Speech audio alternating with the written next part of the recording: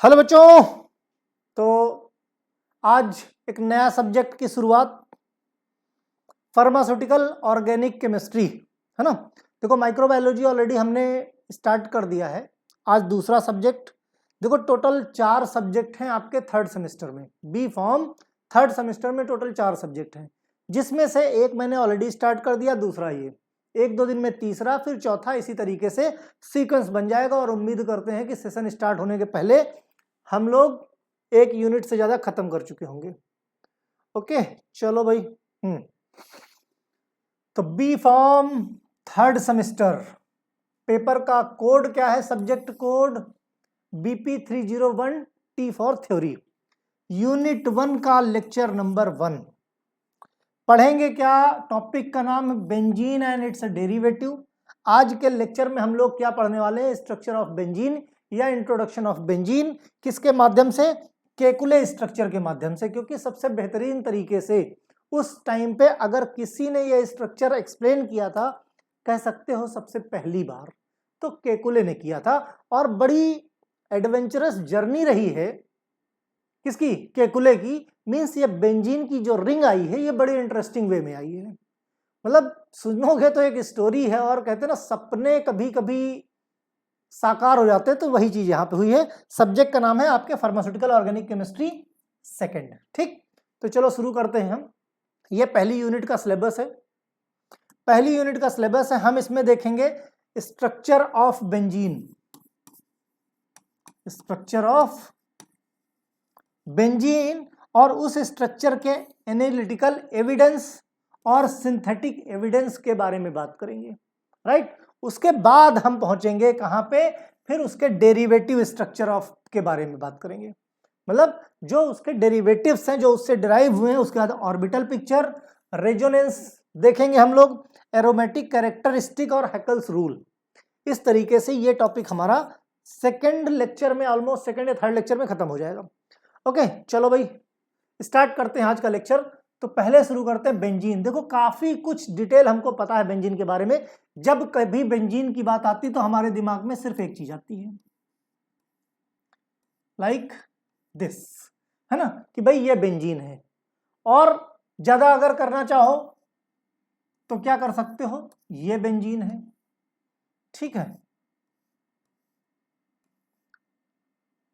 ये बेंजीन और ये बेंजीन, है ना। ये इस तरीके से कर सकते हो, लाइक दिस। 1 2 3 4 5 6, ठीक है, इस तरीके से। या फिर और क्या बेंजीन दिमाग में आते ही क्या हो जाता है दिमाग में? आ,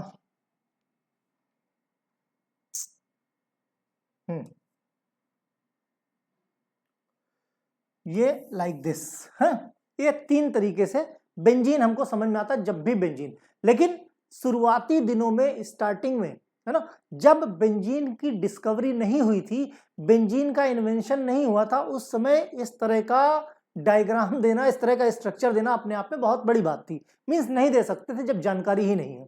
ठीक, तो वही बात करते हैं। बेंजीन क्या है? Is one of the most important organic compound है। मोस्ट इंपॉर्टेंट ऑर्गेनिक कंपाउंड है। विद केमिकल फॉर्मूला क्या डिराइव किया गया? C6H6। C6H6, है ना। C6H6 बोलो कुछ। यस, राइट, ये है हमारा बेंजीन का। Benzene is the parent compound. Benzene is the parent compound of the various aromatic compound. Parent compound क्यों बोलते हैं? इसका मतलब क्या है? हमारे टॉपिक का नाम अगर ध्यान दो, बेंजीन एंड इट्स डेरिवेटिव, ये हो गया बेंजीन रिंग। ठीक, अब इसका जो भी डेरिवेटिव बनेगा, भाई ऊपर हमने लगा दिया CH3 हो गया, है ना। भाई बेंजीन को हमने पेरेंट रिंग क्यों बोला? ऐसे लगा दिया, ठीक, इस तरीके से। ऐसे भी लगा सकते हैं, ठीक है, ऐसे भी लगा सकते हैं। ये सब क्या है? ये बेंजीन के डेरिवेटिव हैं भाई। टॉलुइन हो गया, फिनोल हो गया, नाइट्रोबेंजीन हो गया, या फिर इसके ऊपर बेंजोइक एसिड हो गया, इसके ऊपर CHO लगा दो, बेंजल्डिहाइड हो गया। Means number of derivative. Derivative मतलब बेंजीन में सब्स्टिट्यूशन करके बनाए गए। मींस पेरेंट क्या है? पेरेंट हमारा बेंजीन है। बेंजीन में हमने सब्स्टिट्यूशंस किए हैं, उन सब्स्टिट्यूशंस की वजह से नया कंपाउंड बना है। भाई जाहिर सी बात है, सिंपल इसको हमने बेंजीन कहा, ठीक, ये हमारी पेरेंट रिंग हो गई। अब इस पे हमने मान लिया इसका सब्स्टिट्यूशन करके COH लगा दिया, यानी ये लग गया, ठीक, इसका नाम हो गया बेंजोइक एसिड हो गया, ठीक। सब्स्टिट्यूशन किया, सब्स्टिट्यूशन करके CHO लगा दिया, तो क्या नाम हो जाएगा? बेंजल्डिहाइड नाम हो जाएगा, बेंजल्डिहाइड, है ना। तो मेन कहने का मतलब पेरेंट रिंग हमारी कौन सी? बेंजीन की है। इसमें जब हमने डेरिवेटाइजेशन किया, डेरिवेशन किया, तो इसी से निकल के दूसरे प्रोडक्ट आए। वो प्रोडक्ट अलग से नहीं है, इसी में हम इसी बेंजीन से निकले हुए हैं, इसी की आगे की जनरेशन है। इसीलिए पेरेंट कौन हुआ? बेंजीन हुआ। इसीलिए बेंजीन को क्या कहा? पेरेंट, है ना। Parent compound of various aromatic compounds. Parent compound हमारा बेंजीन रहेगा, जो वेरियस टाइप के एरोमेटिक कंपाउंड होते हैं। Okay, benzene is the simplest organic and aromatic hydrocarbon. Aromatic hydrocarbon क्यों बोलते हैं भाई? हाइड्रोकार्बन क्यों बोला? क्योंकि इसमें कार्बन और हाइड्रोजन, कार्बन और हाइड्रोजन खाली दो ही चीजें हैं, राइट।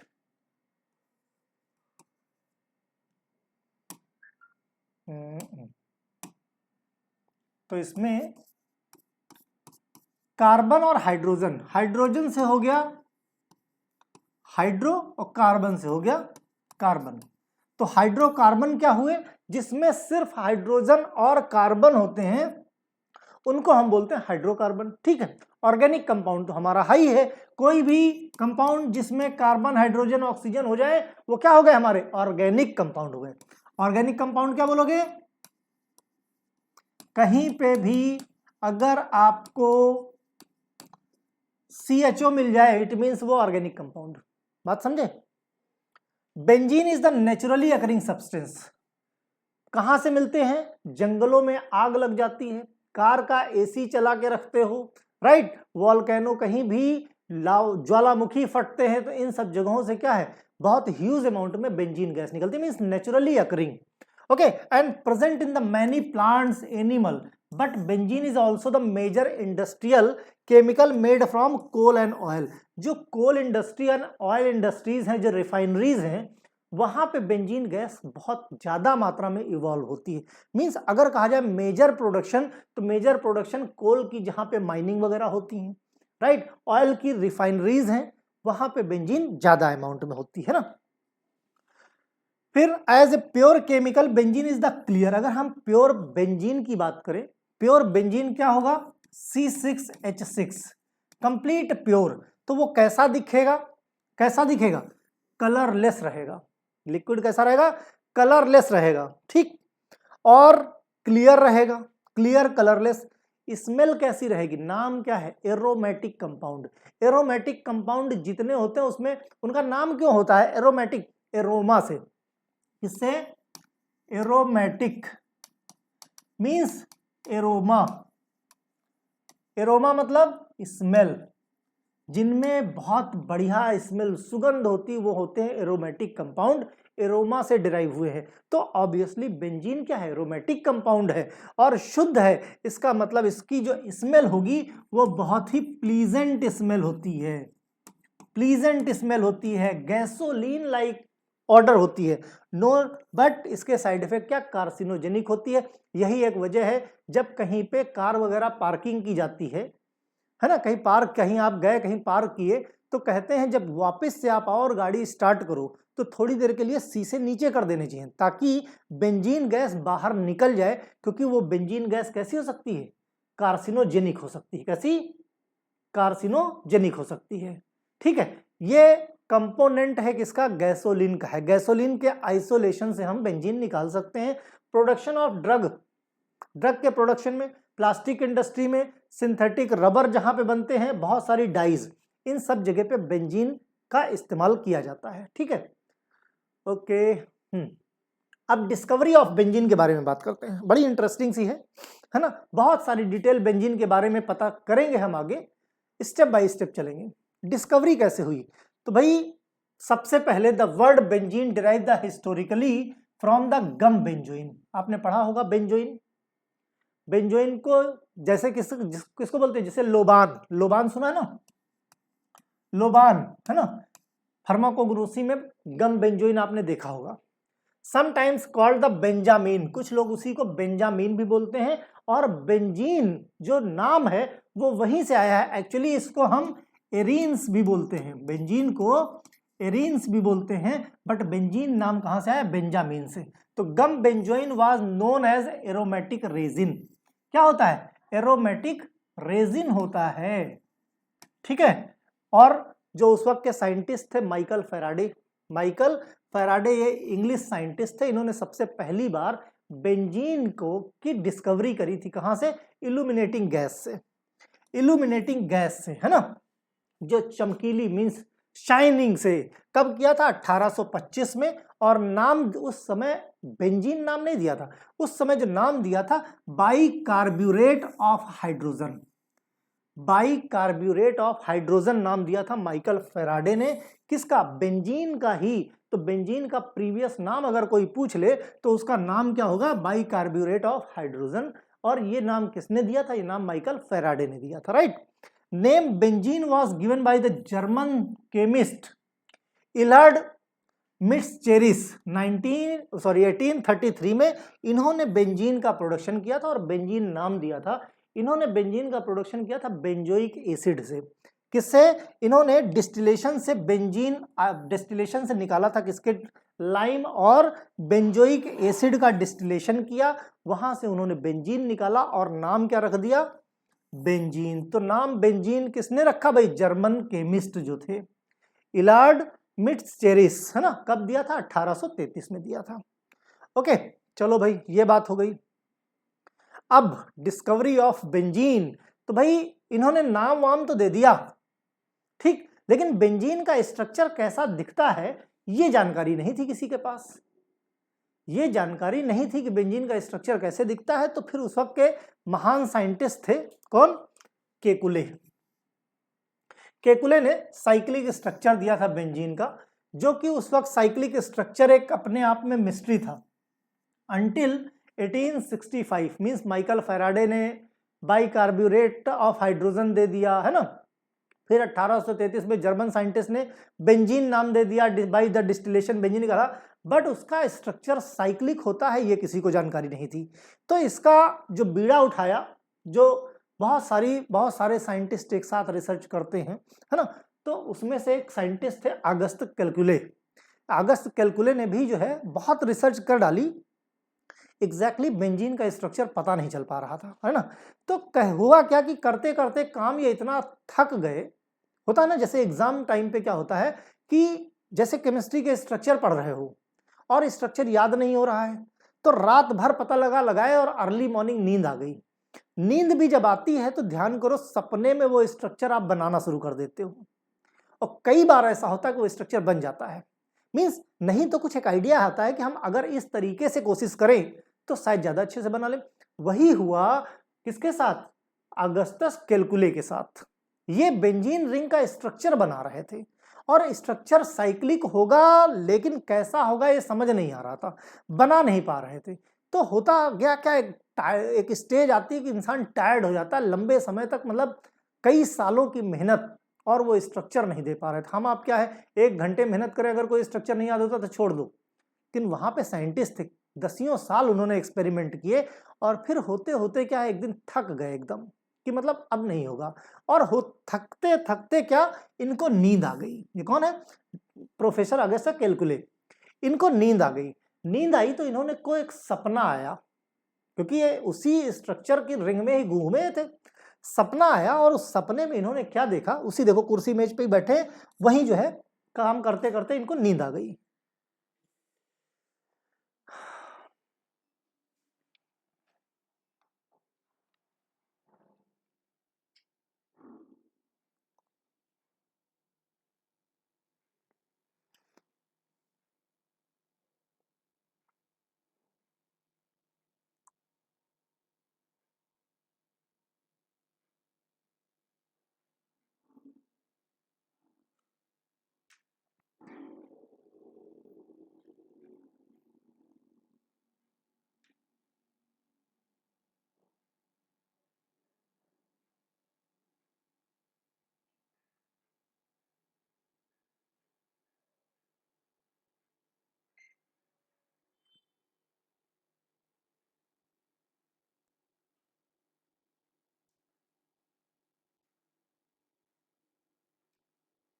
अभी चलेंगे आज बैटरी लेने।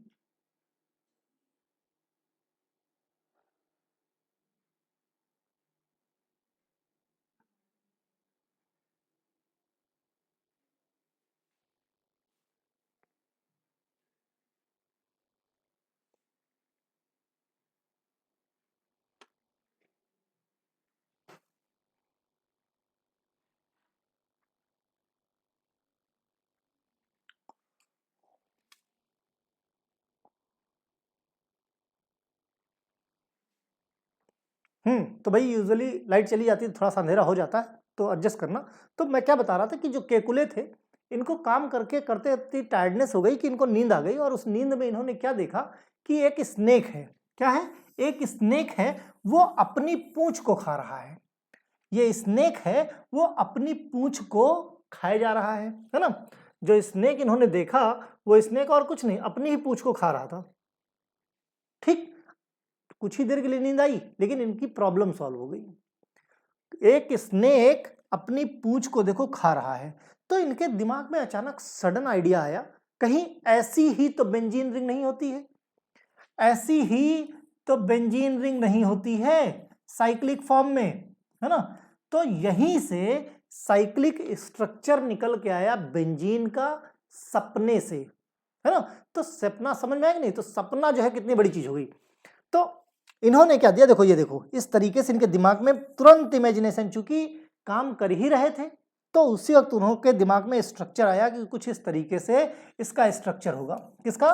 बेंजीन का स्ट्रक्चर कुछ इस तरीके से होगा। तुरंत जो है नींद से जगे, और फिर इस डायरेक्शन में उन्होंने एक्सपेरिमेंट करने शुरू कर दिए, और फाइनली उन्होंने इस तरीके का स्ट्रक्चर दिया। और जब स्ट्रक्चर दिया तो जाहिर सी बात है इसके बारे में बताना शुरू किया, है ना। तो cyclic structure of benzene remains the mystery until 1865 when the German professor August Kekulé elucidated it when dreamed of the snake biting its own tail। मतलब सांप अपनी टेल को खा रहा था, तब वहीं से उनको आइडिया आया इस साइक्लिक रिंग का। ठीक है, तो भाई केकुले स्ट्रक्चर, अब हम बात करेंगे केकुले स्ट्रक्चर की। तो Kekule structure was the first suggested the sensible structure. Kekule एक ऐसे साइंटिस्ट थे जिन्होंने सबसे पहली बार बेंजीन का एक सेंसिबल और परफेक्ट स्ट्रक्चर जो है बताया था। तो carbons are arrange in the hexagon. भाई क्या किया था? ये है हेक्सागन, है ना।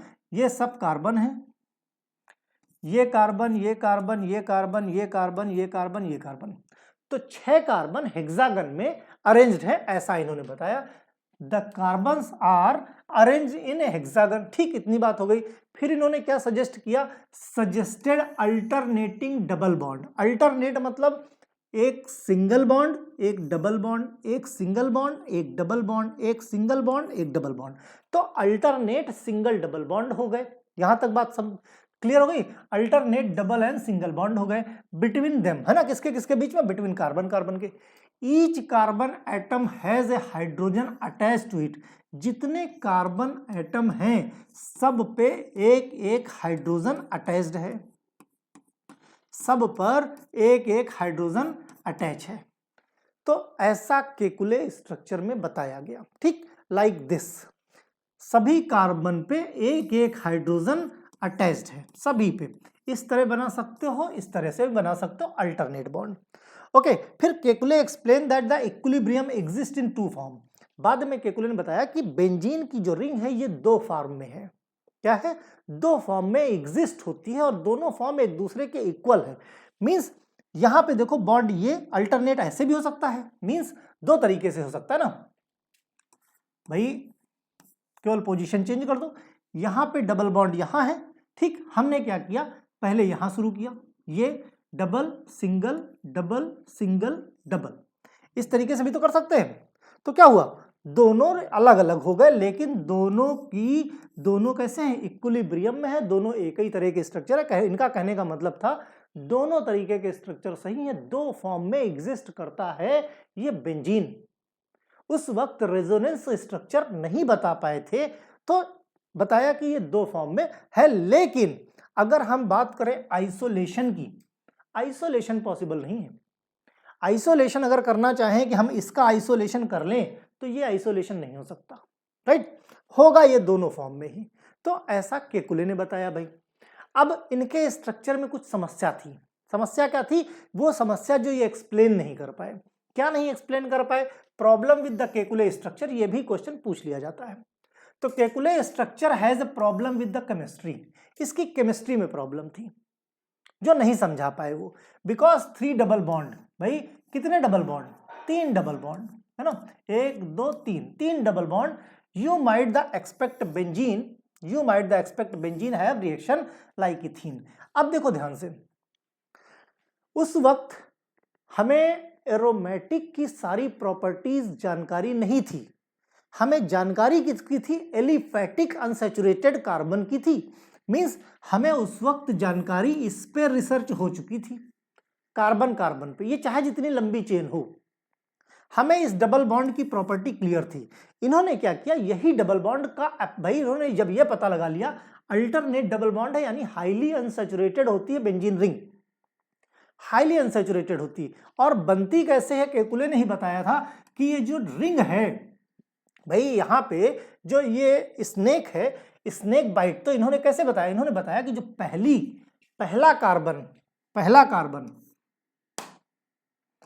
कार्बन है, ये देखो 1 2 3 4 5 6, इन्होंने बताया भाई रिंग कैसे बनती है। रिंग कैसे बनेगी?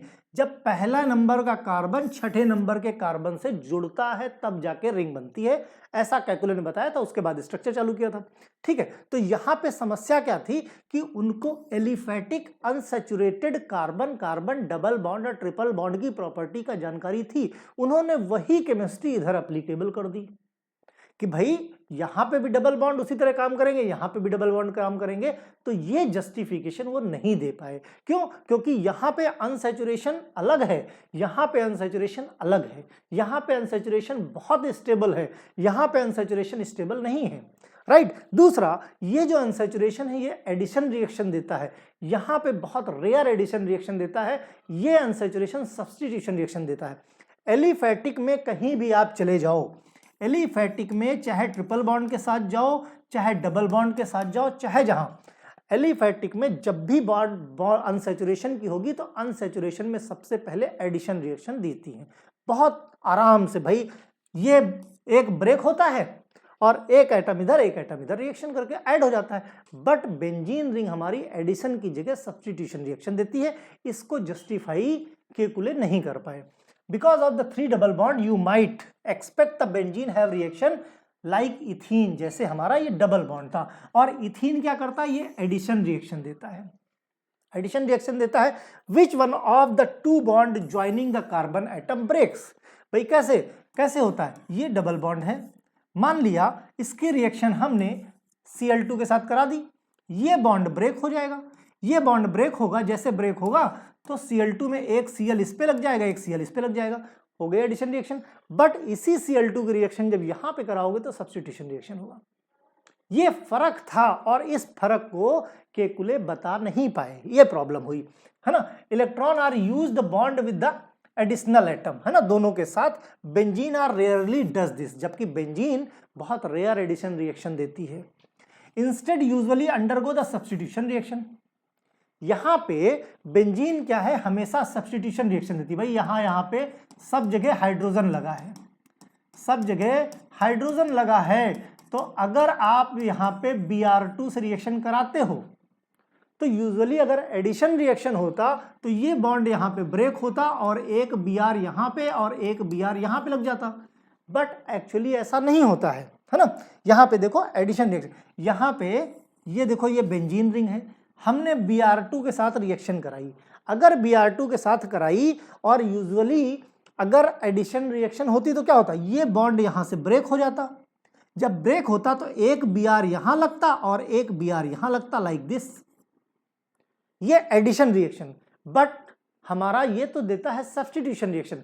तो एक्चुअल रिएक्शन कैसी होगी? सब्स्टिट्यूशन क्या होता है? सब्स्टिट्यूशन में यहां का हाइड्रोजन रिप्लेस होगा, और जब रिप्लेस होगा मींस सब्स्टिट्यूट होता है। ये सब्स्टिट्यूट होके ब्रोमीन लगा, यहां पे लगा क्या? ब्रोमीन, और नाम पड़ा ब्रोमोबेंजीन। ये मैकेनिज्म केकुले नहीं समझा पाए थे। राइट, ये प्रॉब्लम हो गई थी उनके साथ। परेशान हो, इन सबके PDF आपको मिल जाएंगे, है ना। Kekule structure has problem with shape. भाई शेप के साथ भी समस्या थी, क्यों ना हो, हमने बताया ना कि उनको जानकारी कार्बन कार्बन की थी, कार्बन कार्बन डबल बॉन्ड की थी, कार्बन कार्बन ट्रिपल बॉन्ड की थी। उस समय इन चीजों की एलिफैटिक की जानकारी पूरी हो चुकी थी। प्रॉब्लम क्या आई? प्रॉब्लम आई शेप में। शेप में उनके हिसाब से क्या होना चाहिए भाई? क्या होना चाहिए उनके हिसाब से? उनके हिसाब से होना चाहिए कि कार्बन कार्बन की जो अनसैचुरेशन है, इसकी बॉन्ड लेंथ, इसकी बॉन्ड लेंथ, इसकी बॉन्ड लेंथ सबकी अलग अलग होती है। वैसे तो अगर हम एलिफैटिक में जाएं तो अलग अलग होगी, कार्बन कार्बन डबल बॉन्ड बड़ा होगा, यहाँ पे इन दोनों में पाई बॉन्ड होता है, सिग्मा बॉन्ड हमेशा बड़ा होता है, पाई बॉन्ड छोटा होता है। सिंपल हमने पढ़ रखी है केमिस्ट्री हाई स्कूल इंटर में, है ना।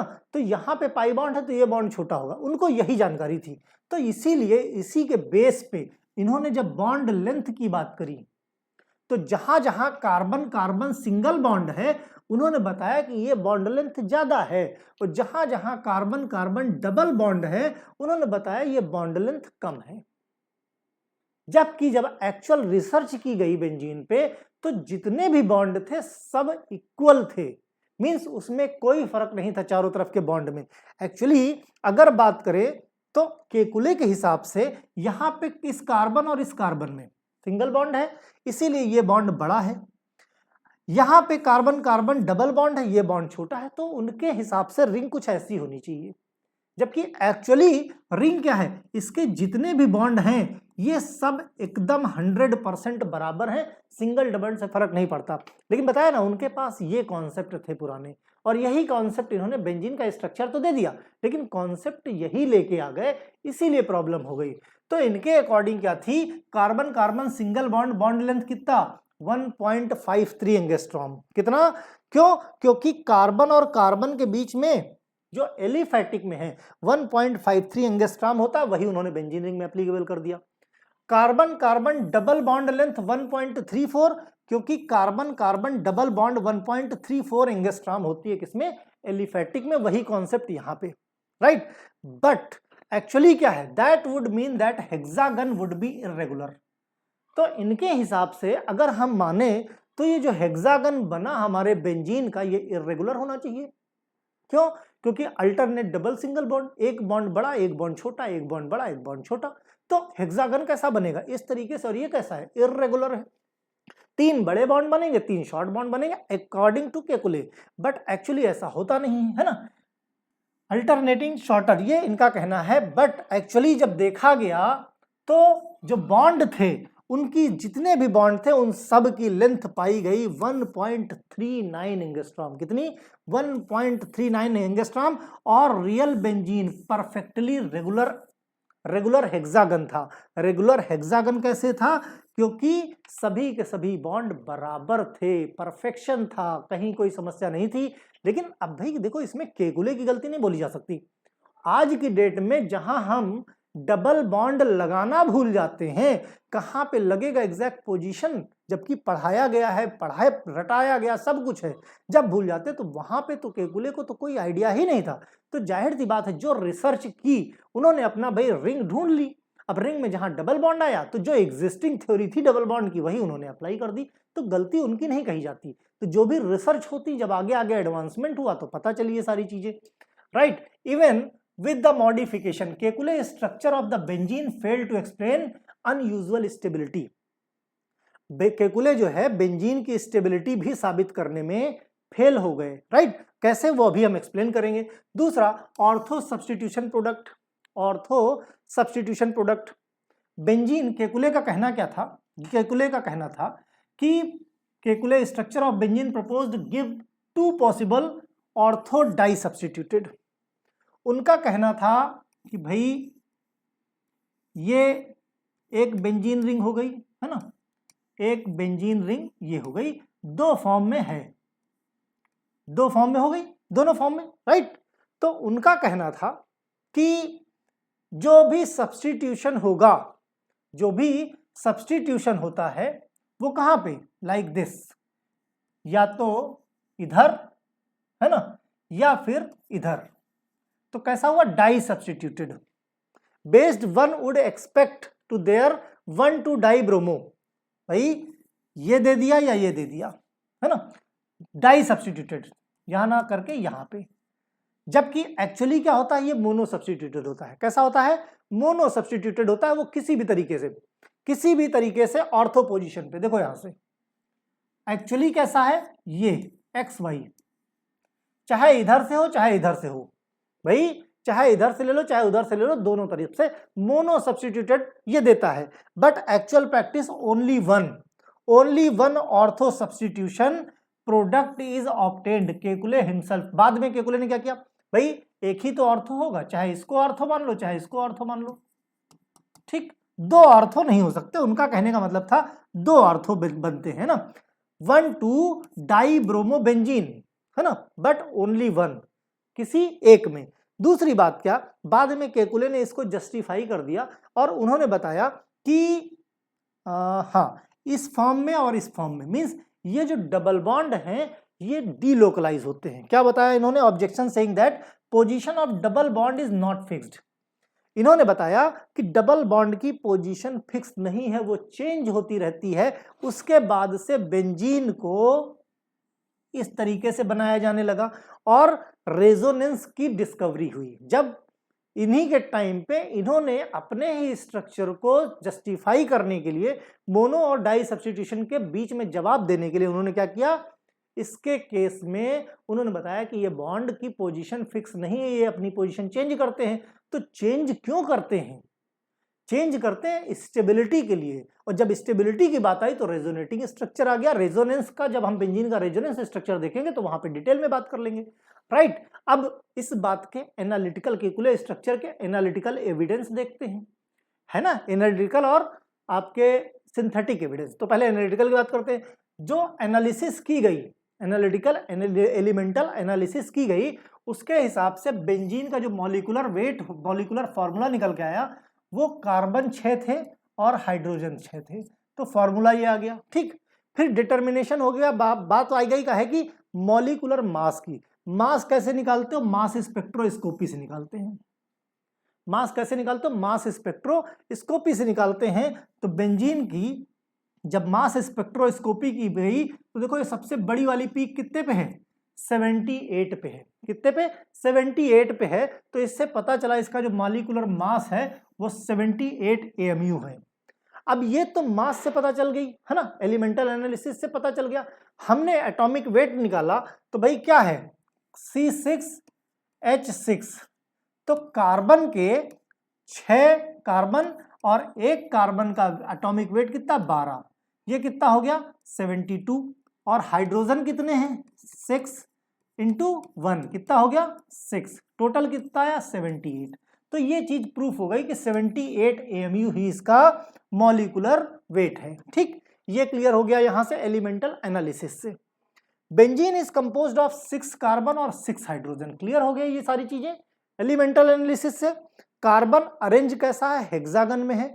हेक्सागन में कार्बन अरेंज्ड है और जितने भी कार्बन हैं उन सब से एक एक हाइड्रोजन अटैच्ड है। जितने भी कार्बन हैं उन सब से एक एक हाइड्रोजन अटैच्ड है, लाइक दिस। ये एलिमेंटल एनालिसिस से इतनी चीज पता चल गई। और ये जो डबल बॉन्ड है ये अल्टरनेट घूमते रहते हैं, राइट। तो इसीलिए हम इसको बाद में ऐसे करके रिंग भी बना सकते हैं। ये चीजें और बेटर क्लियर हो जाएंगी कब, जब हम रेजोनेटिंग स्ट्रक्चर देखेंगे। दूसरा और एनालिटिकल एविडेंस क्या, एक्सरे स्टडी की गई बेंजीन की, जिसमें पता चला symmetrical planar hexagon, symmetrical planar hexagon है, ठीक है। ये डिलोकलाइज है। अब सिमेट्रिकल का मतलब चाहे तुम ऐसे काट दो, चाहे तुम ऐसे काट दो, चाहे तुम ऐसे काट दो, चाहे जिधर से काटो, इसका स्ट्रक्चर में सिमेट्री ही होगी। उतने ही कार्बन हाइड्रोजन एक प्लेन में होंगे, उतने ही दूसरे प्लेन में होंगे, चाहे जिस तरीके से काट के देख लो, राइट। तो ये कैसा है, कंप्लीट सिमेट्रिकल प्लैनर हेक्सागन है, ओके। पता कैसे चला structure, carbon carbon carbon and carbon carbon hydrogen के बीच में जो बॉन्ड एंगल है कैसा है, कार्बन कार्बन कार्बन, ठीक।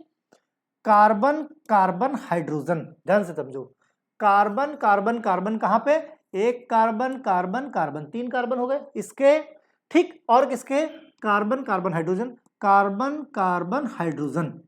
इन सब के बीच में बॉन्ड एंगल कितना 120 डिग्री, कितना 120 degree, in which centre of the carbon carbon bond length. अब बात करते हैं बॉन्ड लेंथ की, कार्बन कार्बन की बॉन्ड लेंथ, कार्बन कार्बन की bond length, carbon carbon carbon carbon की बॉन्ड लेंथ कितनी होगी 1.4 एंगस्ट्रॉम। मींस ये जो लेंथ है चाहे जिस कार्बन से जिस कार्बन की ले लो, ये कितनी होगी 1.4 एंगस्ट्रॉम, राइट। या फिर कह सकते हो 139 पिकोमीटर, 139 पिकोमीटर बोल सकते हो, या 1.4 एंगस्ट्रॉम बोल सकते हो, कार्बन कार्बन की डिस्टेंस। फिर कार्बन और हाइड्रोजन के बीच डिस्टेंस कितनी हो जाएगी, ये हो जाएगी 1.09 एंगस्ट्रॉम, या फिर कह सकते हो 109 पिकोमीटर। ये सब कहां से पता चला, ये सब एलिमेंटल एनालिसिस के एविडेंस हैं, राइट। तो हमको पता चल गया कार्बन कार्बन कार्बन के बीच में ये बॉन्ड एंगल कितना, भाई देखो ध्यान से, लाइक दिस, है ना। अब इसमें ये कार्बन ये कार्बन ये कार्बन, ठीक। कार्बन कार्बन कार्बन के बीच में ये बॉन्ड एंगल कितना है 120 डिग्री, 120 डिग्री, राइट। फिर बात कर लो इधर कार्बन कार्बन और ये हाइड्रोजन, कार्बन कार्बन हाइड्रोजन के बीच में बॉन्ड एंगल ये कितना, ये भी 120 डिग्री, ठीक। कितना 120 डिग्री, क्लियर। तो ये भी 120, कार्बन कार्बन कार्बन के बीच में 120, कार्बन कार्बन हाइड्रोजन के बीच में 120, ठीक। अब कार्बन कार्बन के बीच में 1.4 एंगस्ट्रॉम, 1.4 एंगस्ट्रॉम, और कार्बन और हाइड्रोजन के बीच में, कार्बन और हाइड्रोजन के बीच में कितना होगा 1.09 एंगस्ट्रॉम, 1.09 एंगस्ट्रॉम, है ना, 1.09 एंगस्ट्रॉम, लाइक दिस 1.09 किसके किसके बीच में, कार्बन और हाइड्रोजन के बीच में जो बॉन्ड लेंथ होती है। इतनी चीज क्लियर। अब बात करो किसकी, यहां पे स्टेबिलिटी की बात करते हैं। तो बेंजीन को अगर हम कंसीडर करें नॉर्मली अनसैचुरेशन से, तो बेंजीन कंपैरेटिव कहीं ज्यादा स्टेबल है। कैसे पता चलेगा ज्यादा स्टेबल है, उसके लिए हम देखते हैं कि नॉर्मली क्या होता है, cyclohexatriene as heat of hydrogenation of the cyclohexene to cyclohexane कितना होता है 28। अब ध्यान से समझो, कहीं पे साइक्लोहेक्सीन का सैचुरेशन करना है, हीट ऑफ हाइड्रोजिनेशन कितने निकलेगी, मींस साइक्लोहेक्सीन मतलब एक सिंगल डबल बॉन्ड कैसा, हाँ ये देखो साइक्लोहेक्सेन मींस एक सिंगल डबल बॉन्ड है। इसका जब हम हाइड्रोजिनेशन करते हैं तो हीट कितनी निकलती है, इसका हमने सैचुरेशन किया, निकली -28.6, यानी एक डबल बॉन्ड अगर है तो हीट ऑफ हाइड्रोजिनेशन कितनी होगी, ध्यान रखो -28.6, ठीक। उसी तरीके से दो डबल बॉन्ड अगर हो गए तो कितनी, इसी को मल्टीप्लाई बाई 2 कर दो, मल्टीप्लाई बाई 2 करोगे तो कितना आएगा 57.2, ठीक। अब इधर 3 हो गए, 3 है ना, 3 डबल बॉन्ड ना, तो 3 डबल बॉन्ड को जब सैचुरेशन करोगे तो हीट ऑफ हाइड्रोजिनेशन कितनी निकलेगी 28, इसी को 28.6 को मल्टीप्लाई बाई कर दो 3 से तो निकल के आएगा 85.8, 85.8। ये कैलकुलेटिव आना चाहिए, बट एक्चुअल कितना आ रहा है, एक्चुअल आ रहा है 49.8, 49.8, इसको माइनस कर दो 49.8। डिफरेंस कितना है कैलकुलेटिव और इससे 36 किलो कैलोरी पर मोल का डिफरेंस है। इसका मतलब क्या है, इसका मतलब यह है कि the actual heat of hydrogenation कहीं ज्यादा कम लगेगी, मींस हमारा जो स्टेबिलिटी है किसकी, बेंजीन रिंग की, वो नॉर्मल अनसैचुरेशन से कहीं ज्यादा स्टेबल है। बात समझे, हीट ऑफ हाइड्रोजिनेशन कहीं कम देनी पड़ रही है, राइट। ये बात हो गई भाई। अब बात करते हैं सिंथेटिक एविडेंस, सिलेबस में तुम्हारे सिंथेटिक एविडेंस भी है। सिंथेटिक एविडेंस कैसे भाई, एसिटिलीन है, एसिटिलीन के 3 मॉलिक्यूल, भाई ये इसके क्या करोगे 3 मॉलिक्यूल ले लो, CH है ना, इसके 3 मॉलिक्यूल, इसको तुमने क्या किया रेड हॉट ट्यूब से जब पास किया तो क्या निकला आपका बेंजीन रिंग निकला। क्या निकला? Benzene ring. यानी ये क्या है? Analytical evidence of benzene mean synthetic evidence. दूसरा, formation of single mono substituted product confirm that all 6 hydrogen atoms are equivalent to Kekule structure. Kekule structure में बाद में बोला था कि सारे हाइड्रोजन, सभी बेंजीन रिंग से जितने भी कार्बन हैं सबसे एक एक हाइड्रोजन लगा हुआ है, सबसे एक एक हाइड्रोजन लगा हुआ है ना, ऐसा केकुले ने कहा था। तो जब लगा हुआ है कार्बन और हाइड्रोजन से तो जाहिर सी बात सब सेम होंगे। जब हम सब्स्टिट्यूशन कराते हैं तो ये सब्स्टिट्यूशन यहां पे भी हो सकता है, यहां पे भी हो सकता है, यहां पे भी हो सकता है, मिलेगा मोनो सब्स्टिट्यूटेड ही। क्या मिलेगा? मोनो सब्स्टिट्यूटेड ही मिलेगा। इससे पता चलता है कि जितने 6 कार्बन से 6 हाइड्रोजन, जितने 6 के 6 हाइड्रोजन जो है सब इक्विवेलेंट हैं, मींस सब्स्टिट्यूशन के लिए, राइट। फिर बात करते हैं, Kekule structure also favour the formation of 3 isomers. 3 isomers means substitution यहां पे भी हो सकता है, यहां पे भी हो सकता है, यहां पे भी हो सकता है। इसी से निकल के आया क्या? ऑर्थो मेटा एंड पैरा, है ना। ऑर्थो मेटा पैरा पोजीशन कहां से निकल के आई? ये 3 आइसोमर से केकुले स्ट्रक्चर इसके फेवर में भी थे। इस तरीके से ये देता है, राइट। इस तरीके से हमारा केकुले स्ट्रक्चर की कहानी खत्म हुई। नेक्स्ट में हम लोग देखेंगे, देखो केकुले स्ट्रक्चर देख लिया, दूसरा देखेंगे हम लोग केमिकल स्ट्रक्चर, जिसमें कुछ नहीं है, जो हमने केकुले ने बताया उसी को ओपन करके केवल केमिकल स्ट्रक्चर बता दिया गया। ठीक, फिर दूसरा देखेंगे रेजोनेंस स्ट्रक्चर, बेंजीन का रेजोनेंस स्ट्रक्चर देखेंगे, राइट। रेजोनेंस स्ट्रक्चर देखेंगे, फिर इसके कुछ डेरिवेटिव, ये स्ट्रक्चर देखने के बाद इसके डेरिवेटिव देखेंगे, फिर हम ऑर्बिटल थ्योरी देखेंगे। ठीक, तो इस तरीके से, चूंकि आज पहला लेक्चर था तो बहुत लंबा खींचने की जरूरत नहीं थी। पढ़ो अच्छे से, कहीं कुछ भी समस्या आए, याद रहे कि केमिस्ट्री इस तरीके से पढ़ाऊंगा कि चीजें याद हो जाएंगी एक बार में, ओके। चाहे जितने बड़े स्ट्रक्चर हों उनको छोटे छोटे सिंप्लीफाई करके समझाया जाएगा। चलो भाई, पढ़ते रहो, बाय बाय।